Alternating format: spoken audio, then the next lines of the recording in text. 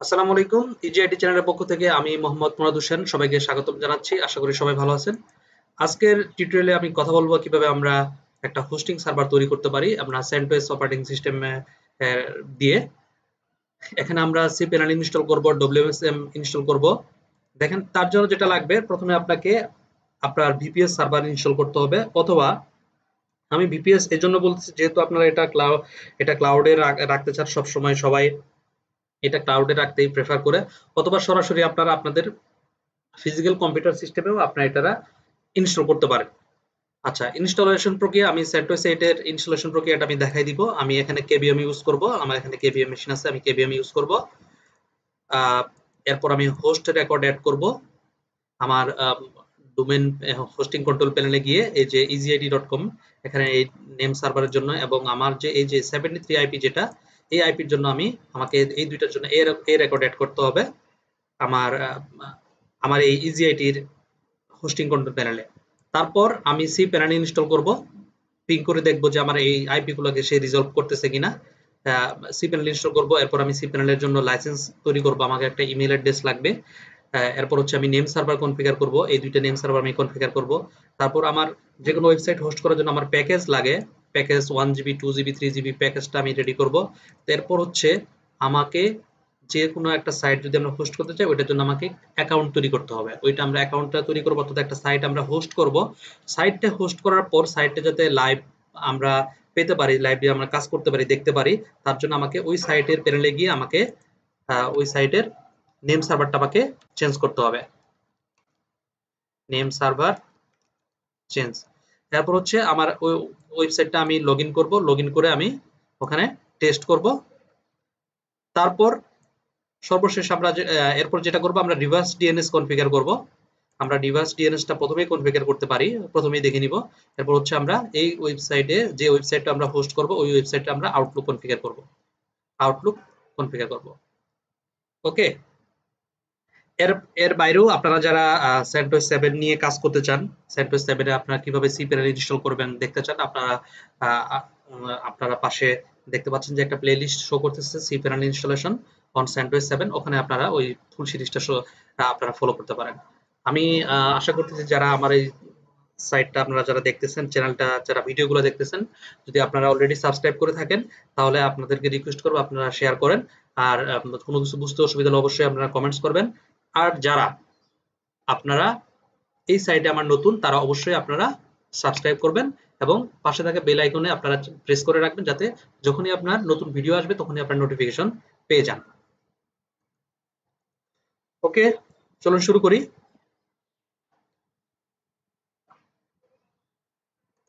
দেখেন আমি এখানে আমি আমার KVM ভার্চুয়াল মেশিন, এটা CentOS 8 এ আমার KVM করা আছে। এটা আমি নিউ থেকে নিউ ভার্চুয়াল মেশিন ফরওয়ার্ড, এখান থেকে আমি CentOS এর আইসোটা দেখাই দিব। দেখেন আমি একটু আগে ডাউনলোড করে রেখেছি, এই যে ডাউনলোড লোকেশনে গিয়ে আমি CentOS আইসোটা দেখাই দিচ্ছি। এরপর আমাকে এখানে বলে দিতে হবে যে আমি কোন ভার্সনটা ইউজ করব, আমি CentOS 8। যদি আপনারা অটোমেটিক্যালি ডিটেক্ট যদি না করে আপনারা অন্য ভার্সনও দিতে পারেন। মূলত এটা দিলে হয় কি আপনার বাই ডিফল্ট এই অপারেটিং সিস্টেমটার জন্য মিনিমাম কি রিকোয়ারমেন্ট লাগবে সেটা আমাদের সে বলে দেয়। দেখেন সে বলতেছে আমার 2টা কোর লাগবে এবং 1.5 জিবি 1.5 জিবি মানে আমার মেমোরি লাগবে, এটাকে আমি 2 জিবি মেমোরি করে দিচ্ছি। আর এটা লাগতেছে আমার 2টা সিপিইউ, অসুবিধা নেই। এখানে দেখেন এটাকে আমি আমি 30 জিবি স্পেস দিচ্ছি, আপনারা বেশি দিতে পারেন ফরওয়ার্ড। এটা আমি দিচ্ছি CentOS 8 তো cPanel।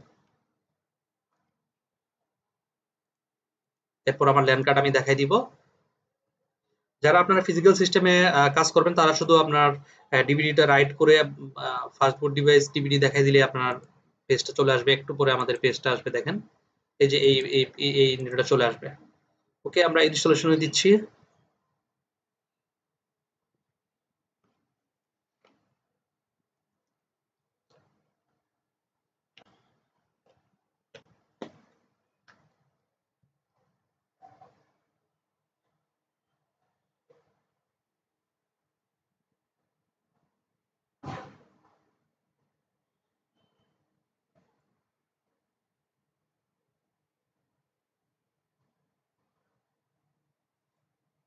কন্টিনিউ।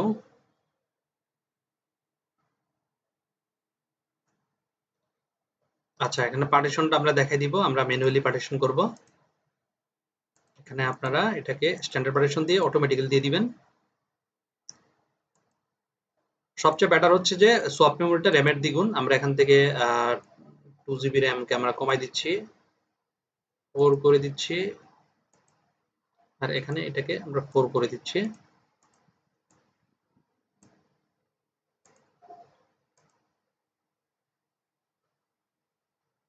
অ্যাকসেপ্টেন্স। এরপর হচ্ছে এই সফটওয়্যার ইনস্টলেশনে আপনারা মিনিমাম ইনস্টল দিবেন। ডান। রুট পাসওয়ার্ড দিয়ে দিব।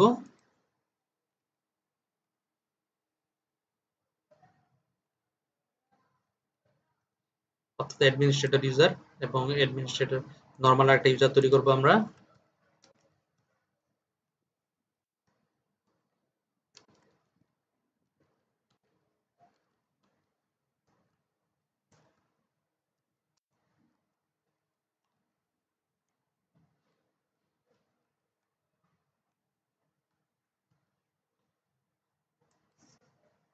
ওকে, ডান দিব।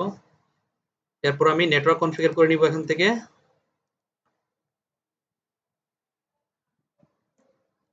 আমি দিচ্ছি হোস্ট নেম হচ্ছে আমার web host dot web host dot easy.it.com.bd। Apply দিচ্ছি। কনফিগার করব আমি, কনফিগারে যায় i/4 ম্যানুয়াল দিব। এরপর আইপি অ্যাড্রেসটা আমি এড করব 103.151.186 ডট হচ্ছে আমার কত, আচ্ছা 73। ওকে, তারপর 255.255.255.192 গেটওয়ে 103.151.186.65। ডিএনএস সার্ভারটা দিচ্ছি 1.1.1.1, 8.8.8.8। ওকে, সেভ। পাওয়ার অন করে দিচ্ছি। আচ্ছা, এবার আমরা ডানে যাব, এরপরে বিগিন ইনস্টলেশন শুরু করব।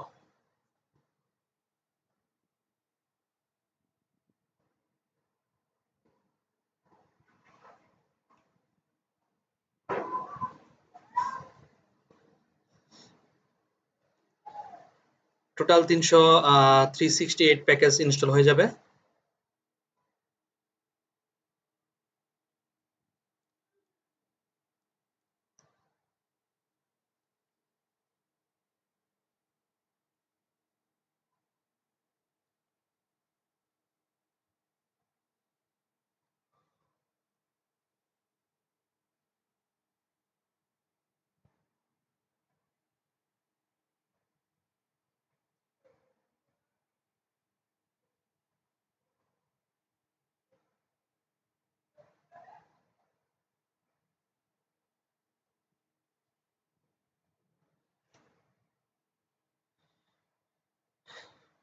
কার্নেল ইনস্টল হচ্ছে।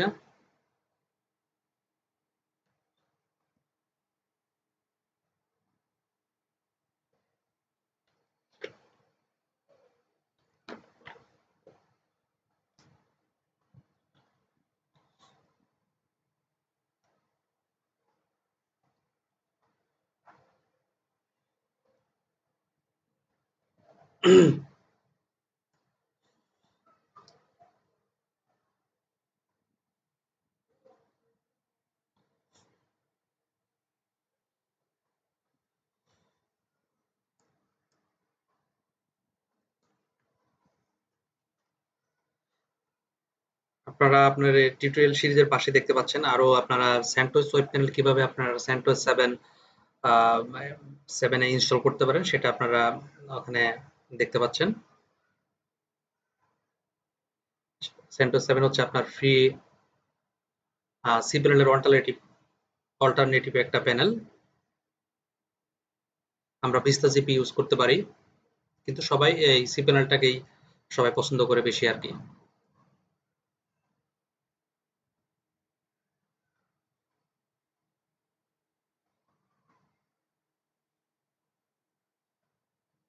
ওকে, ইনস্টলেশন কমপ্লিট। আমরা সিস্টেমটাকে রিস্টার্ট দিব।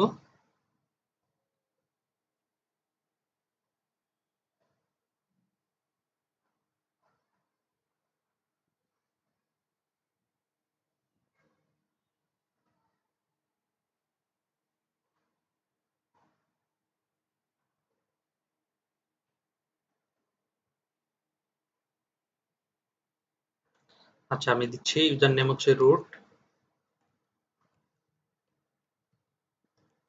পাসওয়ার্ড দিয়ে দিলাম। এবার আমি যদি আমার নেটওয়ার্ক সেটিংটা আমি ওকে করে নেই, ভিআই ইটিসি সিসকনফিগ নেটওয়ার্ক স্ক্রিপ্ট ইফসিএফজি। দেখেন আমার ল্যান কার্ড হচ্ছে ENP1S0, এটা হচ্ছে আমার ল্যান কার্ড। ভিআই দিয়ে আমি এডিট করতেছি এই ফাইলটাতে। এখানে আমি দিয়ে দিব বুট প্রোটো স্ট্যাটিক করে দিব।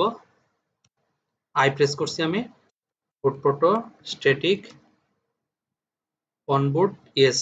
আচ্ছা, এবার এসকেপ করে আমি সেভ করব, বের হয়ে গেলাম। এবার আমি আপডেট দিব, ইয়াম আপডেট। আচ্ছা, আমার গুগলকে একটু পিং করে দেখি, পিং www.google.com, আশা করি পাবে। হ্যাঁ, পাচ্ছে। এবার আমরা ইয়াম আপডেট ওয়াই, আমরা আমাদের এই স্যান্ডউইচের এই ভার্সনটাকে আমরা আপডেট করে নিচ্ছি, অর্থাৎ লেটেস্ট ভার্সনে আমরা আপডেট করে নিচ্ছি। টোটাল 56টা প্যাকেজ আপডেট হবে এবং 4টা প্যাকেজ ইনস্টল হবে। তারপর এটাকে আমরা রিস্টার্ট করব। রিস্টার্ট করার পর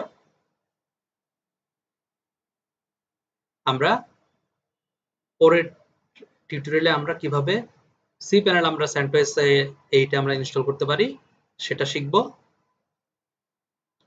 পাশাপাশি আমরা আমাদের এই NS5, NS6 এবং webhost.easy-it.com যাতে আমরা পিং করলে যাতে আমরা নাম দিয়ে পাই, তার জন্য আমরা হোস্ট রেকর্ড অ্যাড করব।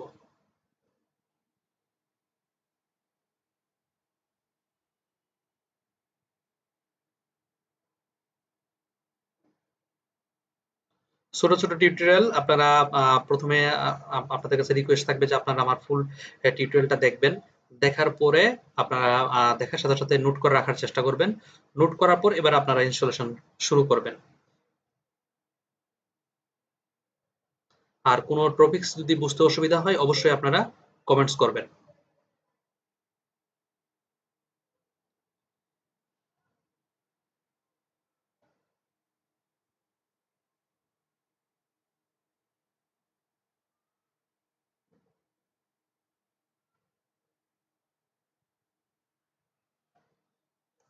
অলমোস্ট ইনস্টলেশন শেষের দিকে। আমরা রিমোটলি দেখি আমার এই সার্ভারটা বাইরে থেকে আমরা পাই কিনা, পিতে অ্যাক্সেস করতে পারি কিনা।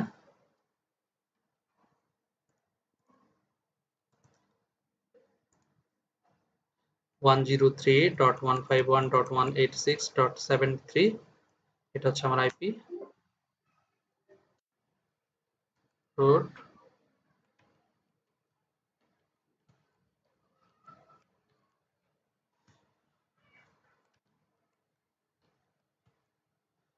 ওকে, আমি লগ ইন করতে পারলাম। দেখেন আমি হো দিলে আমি এই মুহূর্তে দুজন ইউজার লগ ইন আছে। 180, এটা হচ্ছে আমার পিসির আইপি। আর এই যে আইপি যেটা দেখতেছেন এটা হচ্ছে আমার, আমি এখান থেকে লোকাল হোস্ট থেকে লগ ইন আছি, এটা আইপি।